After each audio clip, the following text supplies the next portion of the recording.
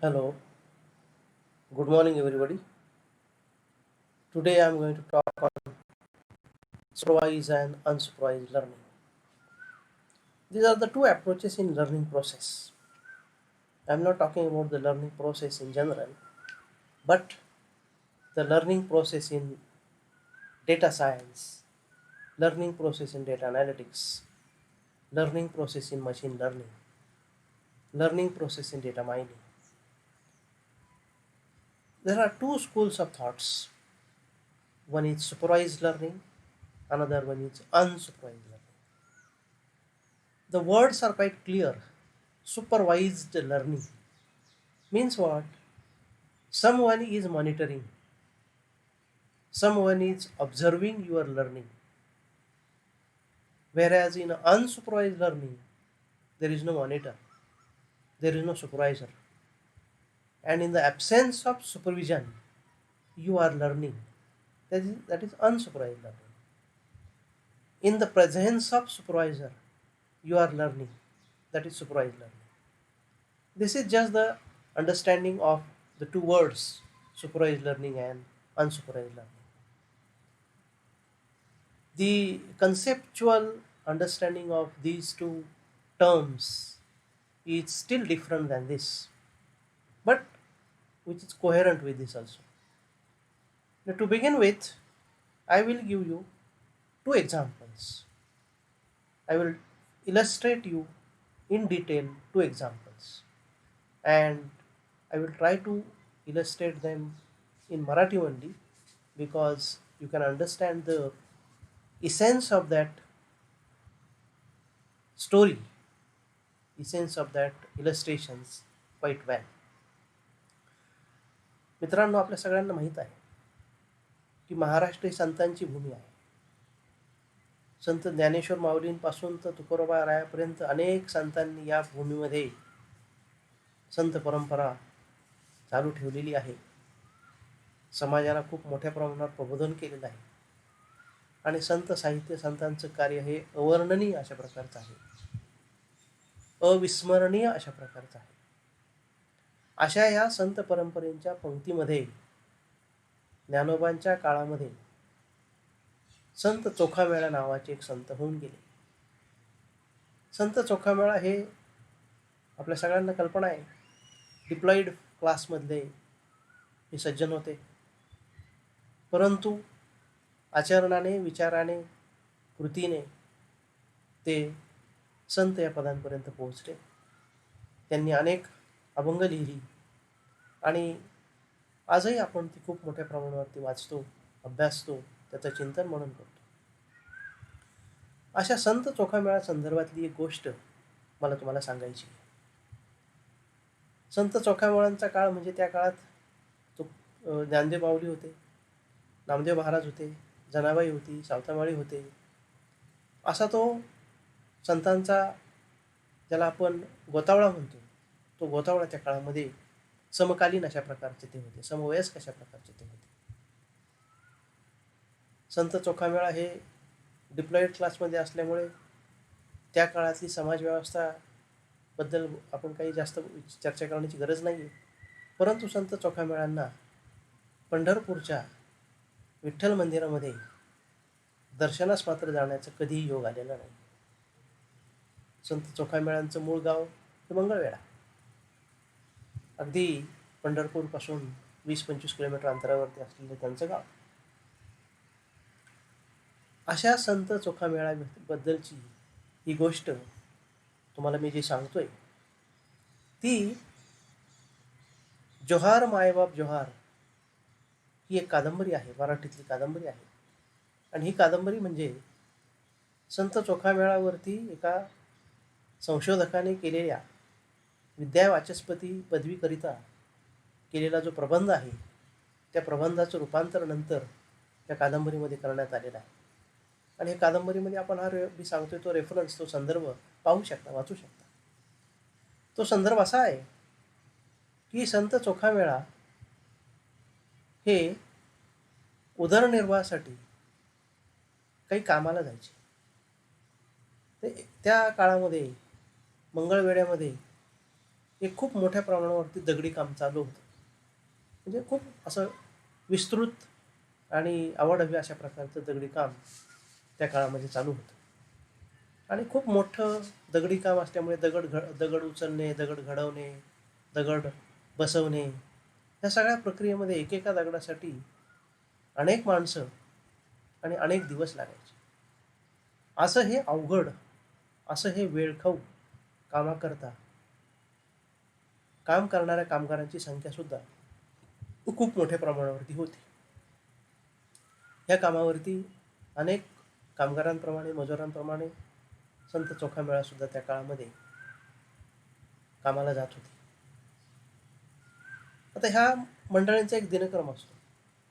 कामाला गेल्यानंतर ते त्यांचे डबे वगैरे, पाणी वगैरे एका साईडला ठेवतात. जे काही त्या कामावरचे ड्रेस कोड असेल त्याप्रमाणे ते ड्रेस घालतात आणि एकमेकाशी चौकशी करत करत कामाला सुरुवात करतात. कामाला सुरू केल्यानंतर काम करत असताना एकमेकाशी गप्पा मारणं, चर्चा करणं, हस्तांदोलन करणं, अशा प्रकारे करत करत ते काम करत असतात. मधल्या काळामध्ये जेवणाची सुट्टी होते. ते परत एकत्र गोळ्याने बसतात, आपापले डबे उघडतात आणि ज्याला आपण अंगत-पंगत म्हणतो अशा प्रकारचं भोजन ते करतात. थोडीशी 10-15 मिनिटांची विश्रांती झाल्यानंतर ते पुन्हा कामाला लागतात. पुन्हा एकदा गप्पा-टप्पा, चर्चा आणि अशा प्रकारे काम त्यांचं चालू असतं. 5-5:30च्या दरम्यान संध्याकाळ झाली की त्यावेळेस ते त्यांचं काम थांबवतात आणि घरी जातात. पुन्हा दुसऱ्या दिवशी कामाला. अशा प्रकारचा त्यांचा दिनक्रम असतो. असे अनेक दिवस गेले आणि अनेक दिवस गेल्यानंतर हे बांधकाम जे आहे, दगडी बांधकाम, हे असं हळू-हळू वर यायला लागलं. 10%, 20%, 30%, 40%, 50%, 60%, 70% हे बांधकाम आलं. आणि त्यानंतर एक दिवस असा उगवला की सगळी मंडळी कामाला आली आणि ही मंडळी कामाला आल्यानंतर दुपारच्या सत्रापर्यंत, दुपारच्या प्रहरापर्यंत म्हणजे भोजनाच्या प्रहरापर्यंत त्यांनी काम केलं. जेवणाची सुट्टी झाली, जेवण केलं त्यांनी. थोडासा विश्रांती झाल्यानंतर त्यांनी पुन्हा एकदा कामाला सुरुवात केली आणि कामाला सुरुवात केल्यानंतर अचानक काय घडलं हे काही सांगता येत नाही. परंतु ते दगडी बांधकाम ढसा कोसळलं. हे बांधकाम कोसळल्यानंतर दगडाखाली अनेक मजूर चेपले गेले. अनेक मजुरांना त्या काळी त्या प्रसंगात मृत्यू आला आणि खूप मोठ्या संख्येने सगळं झालं. दुर्दैवाने त्या काळात संत चोखामेळांचाही मृत्यू त्यात झाला आणि ही गोष्ट त्या पंचक्रोशीमध्ये वाऱ्यासारखी बातमी पसरली. अनेक लोक त्या ठिकाणी जमले, मदतकार्य सुरू झालं वगैरे वगैरे वगैरे. संत चोखामेळा हे काम करत असताना, कोणतंही काम करत असताना त्यांचं नामस्मरण विठ्ठल विठ्ठल विठ्ठल असं नामस्मरण त्यांचं चालू असायचं. इतर लोक एकमेकाशी गप्पा-टप्पा मारायचे, पण संत चोखामेळा हे कामाशिवाय न बोलता, काम असेल तरच तेवढ्यापुरतं बोलायचं. एरवी विठ्ठलाचं नामस्मरण त्यांचं चालू असायचं. मुखी विठ्ठलाचं नाव आणि हाताने काम, अशा प्रकारे त्यांचा दिनक्रम चालू होता. ही बातमी यथावकाश पांडुरंगाच्या विठ्ठलाच्या कानावर आली. परंतु विठ्ठलाचे हात बांधलेले होते. बांधलेले याचा अर्थ विठ्ठल ती जागा सोडत नव्हते, परमेश्वर ती जागा सोडत नव्हते आणि म्हणून विठ्ठलाला काही करता येत नव्हतं. त्या काळामध्ये नामदेव महाराज हे पंजाबला गेले होते आणि विठ्ठल हे त्यांच्या आवडत्या भक्ताची म्हणजे नामदेवाची वाट पाहत होते. यथावकाश नामदेव महाराज आले. नामदेव महाराज आल्यानंतर ते पहिल्यांदा जाणार कुठे, ते विठ्ठलाच्या मंदिरात. ते विठ्ठलाच्या मंदिरात दर्शनाला गेले आणि विठ्ठलाने नामदेवांना घडलेला सगळा प्रकार सांगितला आणि नामदेवाला ही जबाबदारी दिली की संत चोखामेळ्याला आत्तापर्यंत दर्शनाचा लाभ मिळालेला नाही, मंदिरामध्ये त्याला प्रवेश मिळालेला नाही. आता मृत्यूनंतर तरी त्याच्या अस्थीचा कलश हा घेऊन ये आणि तो अस्थीचा कलश त्याच्या मंदिराच्या पायरीपर्यंत तरी येऊ दे. की जेणेकरून शेवटच्या क्षणाला तरी त्याला मंदिराच्या पायऱ्यापर्यंत येता आलं, दर्शन घेता आलं, हे समाधान त्याला लाभलं. कारण तोही माझा आवडता आणि निस्सीम अशा प्रकारचा भक्त होता. संत नामदेव महाराजांनी विठ्ठलाची आज्ञा ही मांडली आणि ते त्या कार्यासाठी निघणार. त्यासाठी त्यांनी संत चोखामेळ्यांचा चिरंजीव कर्ममेळा यालाही आपल्याबरोबर घेतलं आणि ते या कार्यासाठी निघणार. तर त्यांच्या लक्षात आलं की आपण चोखामेळ्याच्या अस्थी कशा ओळखणार. आणि त्याच्यापुढे प्रश्न पडला की हे आपल्याला विठ्ठलाने काम दिलंय, पण हे किती अवघड काम आहे. आणि म्हणून नामदेव महाराज पुन्हा एकदा विठ्ठलाकडे गेले. विठ्ठलाला त्यांनी प्रश्न विचारला की विठ्ठला तू मला ही जबाबदारी दिलेली आहे, परंतु चोखामेळ्याच्या अस्थी मी कशा ओळखणार. आणि मग त्यावेळेस विठ्ठलाने त्याला सांगितलं की एक एक अस्थी घ्यायची, ती कानाला लावायची आणि त्या अस्थीमधून जर विठ्ठलाचं नाव आलं, विठ्ठलाचा गजर ऐकू आला, तर समजायची ही अस्थी चोखामेळ्याची आहे. आणि जर अशा प्रकारचा गजर आला नाही, आवाज आला नाही, तर ती अस्थी अर्थातच चोखाची नाही असं समजून त्या अस्थींचं तू वर्गीकरण करू शकतोस आणि त्या अस्थी इथे कलशामध्ये घालून घेऊन येऊ शकतोस. आता नामदेव महाराजांचं काम खूप सोपं झालं आणि नामदेव महाराजांनी जाऊन कर्ममेळ्यांनी आणि नामदेव महाराजांनी जाऊन तो अस्थी कलश त्यांनी आणला. पुढचा जो टप्पा आहे या कादंबरीतला, तो मी या ठिकाणी सांगण्याचं टाळतो, कारण मला जे सांगायचं आहे ते या ठिकाणी महत्त्वाचं आहे. की लक्षात घ्या, संत चोखामेळा हे आजपर्यंतच्या युगात एकमेव व्यक्तिमत्व होऊन गेले. त्यामुळे आपण स्टॅटिस्टिक्समध्ये जर रिपिटेशन म्हणतो, अशा प्रकारचं रिपिटेशन होण्याची शक्यता नाही, अजिबात नाही. आणि त्यामुळे ही घडलेली घटना ही सुद्धा युनिक अशा प्रकारची होती, एकमेव अशा प्रकारची घटना होती. त्यामुळे आपल्याला मागील संदर्भ कोणताही इथे घेता येत नाही. मागील इन्फॉर्मेशन आपल्याकडे इथे कुठल्याही प्रकारची नाही आहे. आणि म्हणून कुठल्याही प्रकारची मागील इन्फॉर्मेशन नसताना आहे त्या इन्फॉर्मेशनवरती जेव्हा आपण निर्णय घ्यायची प्रयत्न करतो, ती केस ही अनसुपरवाइज्ड लर्निंग अशा प्रकारची असते. तुमच्या लक्षात आलं असेल, historical information is not available, archival information is not available, prior information is not available, there is no reference as such, and therefore it's a unique information you have. This is a unique set of information you have, and under such a situation, in the absence of prior information, in the absence of historical information, in the absence of archival information, if you develop a certain learning process, that is called unsupervised kind of learning. Now let me give you another example. This example also I will illustrate you in Marathi. एका नामवंत अशा प्राध्यापकाचा एक national जागृतीवरती film पाहण्याचा योग आला. आणि ह्या national जागृतीवरची film ही एका शास्त्रज्ञाची, वैज्ञानिकाची होती की जो स्वतः हिमालयामध्ये 15,000 फूट उंचीवरती तो आणि त्याची टीम जाऊन आल्यानंतर त्यांनी जे पुढं संशोधनाचं काम केलं, त्यांना जे त्या ठिकाणी जे निरीक्षणं पाहायला मिळाली, त्याच्यावरची आधारित ही माहिती आहे. तर लक्षात घ्या, हिमालयामध्ये 15,000 फूट उंचीवरती जाणं ही गोष्ट तितकी सोपी नाही. त्याच्यासाठी लागणाऱ्या शासकीय परवानग्या हा एक वेगळा भाग आहे, परंतु वैयक्तिक पातळीवरची करावी लागणारी तयारी ही त्याहून जास्त महत्त्वाची आहे. तुम्हाला तिथपर्यंत जाण्यासाठी किती दिवस लागतील याचा तुम्ही अंदाज बांधलेला जरी असला तरीसुद्धा अधिक होणे किती होऊ शकेल याच्याबद्दल काही सांगता येत नाही.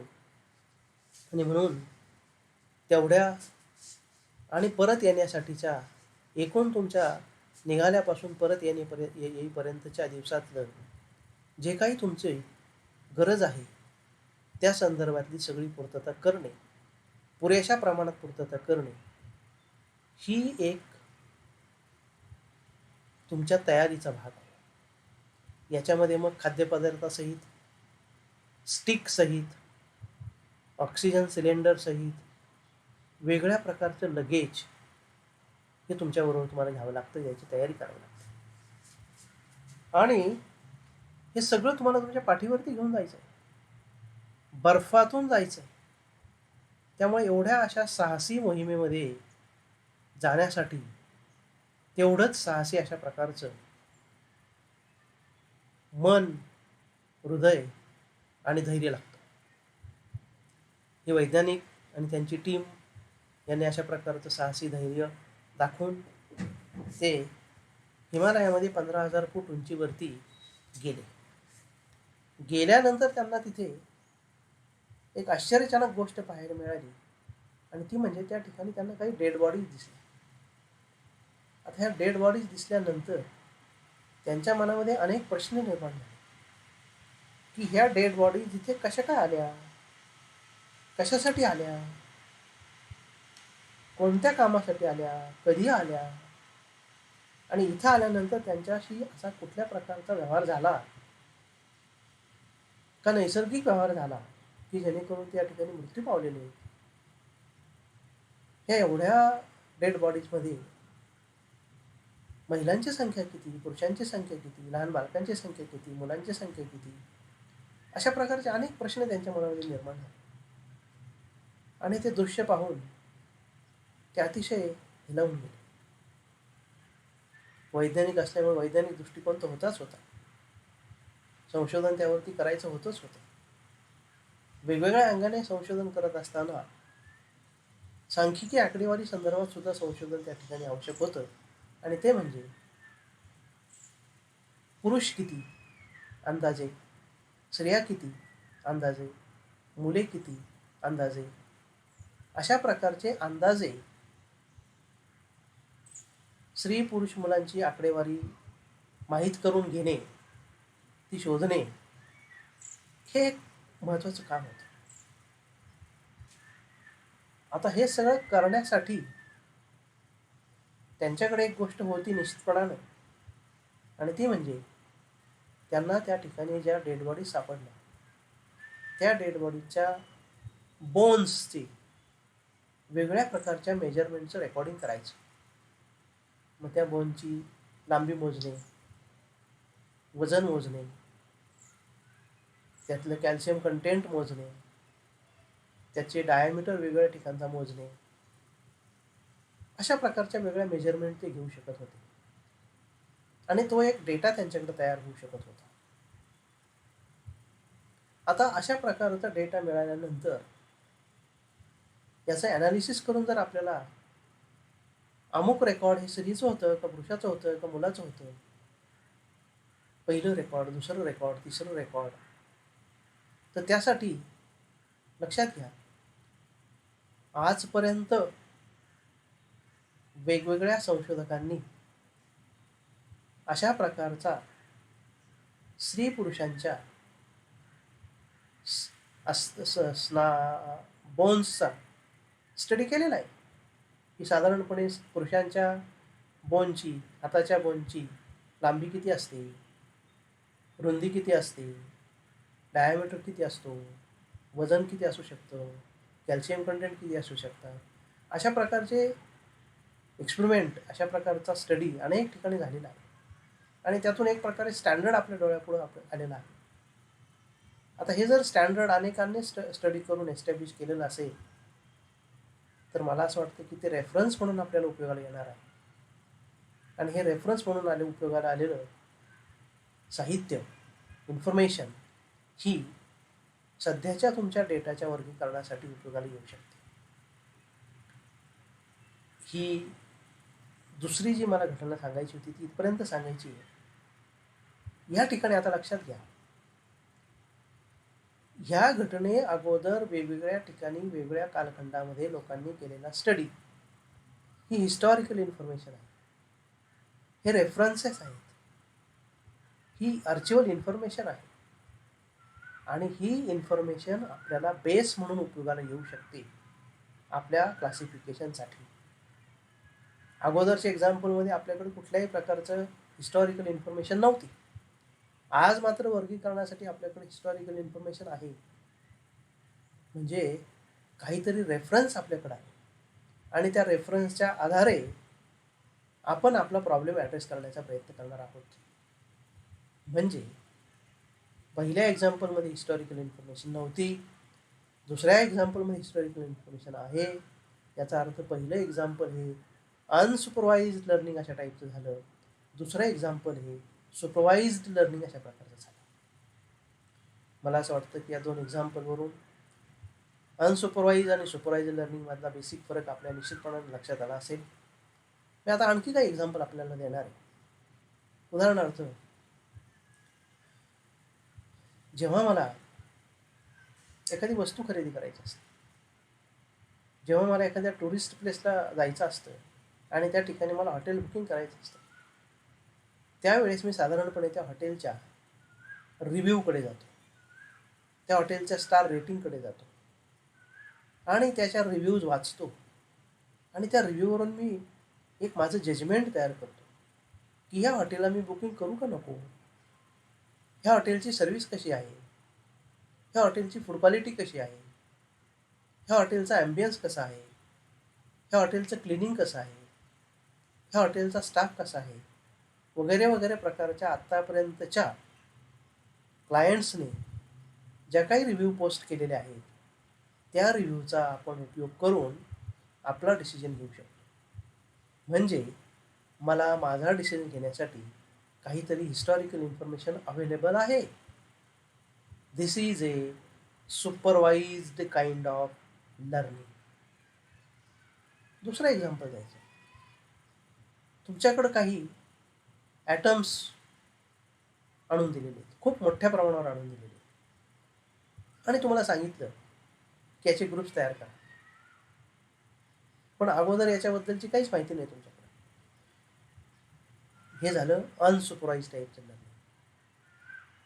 स्टॅटिस्टिकल लँग्वेजमध्ये जर बोलायचं झालं तर ज्या लर्निंग प्रोसेसमध्ये स्टॅटिस्टिकल डिस्ट्रीब्युशन्स इन्व्हॉल्व होतात, पॅरामीटर इन्व्हॉल्व होतात, प्रोबॅबिलिटी इन्व्हॉल्व होते, स्टॅटिस्टिकल कन्सेप्ट्स इन्व्हॉल्व होतात, ती लर्निंग प्रोसेस ही साधारणपणे सुपरवाइज लर्निंग या मोडमध्ये मोडली जाते.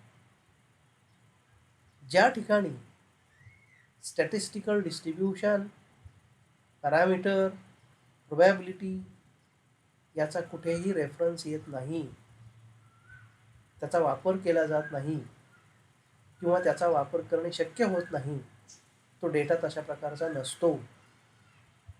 अशा प्रकारच्या इन्फॉर्मेशनमध्ये, सिच्युएशनमध्ये आपल्याला काही डिसिजन घ्यायचा असतो आणि मग ही प्रोसेस जी आहे डिसिजन मेकिंग प्रोसेस, हिला म्हणतात अनसुपरवाइज्ड टाईप ऑफ लर्निंग. तर मार्केटमध्ये, डेटा इंडस्ट्रीमध्ये खूप मोठ्या प्रमाणावरती वेगळ्या प्रकारचा डेटा जनरेट होत असतो. काही डेटाला हिस्टॉरिकल बेस असतो, नॅचरली ते सुपरवाइज लर्निंगमध्ये जातं. काही डेटाला अशा प्रकारचा कुठलाही रेफरन्स नसतो आणि म्हणून ते अनसुपरवाइज टाईप ऑफ लर्निंगमध्ये जातं.